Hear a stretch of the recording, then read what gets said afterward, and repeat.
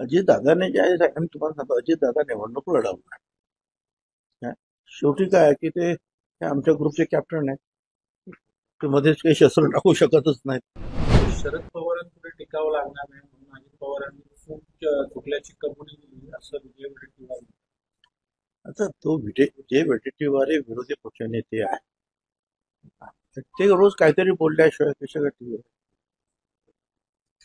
अजितदादाने जे आहे आम्ही तुम्हाला सांगतो, अजितदादा निवडणूक लढवणार. काय?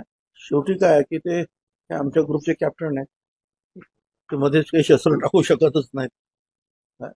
परंतु त्यांची ती व्यथा जी आहे आजच्या निवडणुकीमध्ये जे काही झालं, ती व्यथा त्यांनी जे आहे लोकांसमोर मांडलेली आहे. याआधी पण असं म्हटलं होते की बारामतीमधून मी लढण्यास इच्छुक नाही, म्हणजे त्यांनी फारशी उत्सुकता दाखवली होती. कालही असं म्हटलं मी 65 वर्षांचा होऊन गेलोय. ठीक आहे, आता काय करता. मला ते सांगतात मी 78 वर्षाचा आहे आणि मला लढायला काय लागतात, तर तो काही मुद्दा नाही, ते लढतील.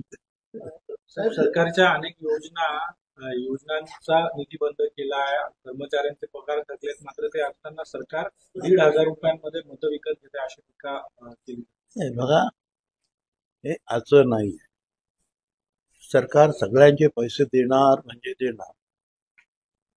आता जसजसे जे आहे त्यांच्याकडे पुंजी जमत जाते, निधी जमत जातो, तसं त्याचं जे वाटप ते करत असतात. हे आजचं आहे का? विद्यार्थ्यांचे सुद्धा काही पैसे जे आहेत कॉलेजचे जे रखत आज नाही. म्हणजे आमचं जे सरकार होतं काँग्रेस राष्ट्रवादीचं त्यावेळेला सुद्धा 2-2, 3-3 वर्षाचे पैसे रखडत होते, पण ते मिळतात. शेवटी प्रायोरिटी कशाला देतात ते ठरवतात, फायनान्स वगैरे, आणि त्याच्याप्रमाणे त्या निधीचं जे आहे वाटप होतं. गेल्या काही दिवसांपासून महायुतीच्याच घटक पक्षांकडून राष्ट्रवादीवर टीका केली जाते. मधल्या काळात गुलाबराव पाटलांनी टीका केली. काल भाजपचे हाके जे आहेत त्यांनी सुद्धा अशाच पद्धतीचं वक्तव्य केले. का होत आहेत असे वक्तव्य? असं आहे की महायुतीतील पक्षांना, तिन्ही घटकांना जर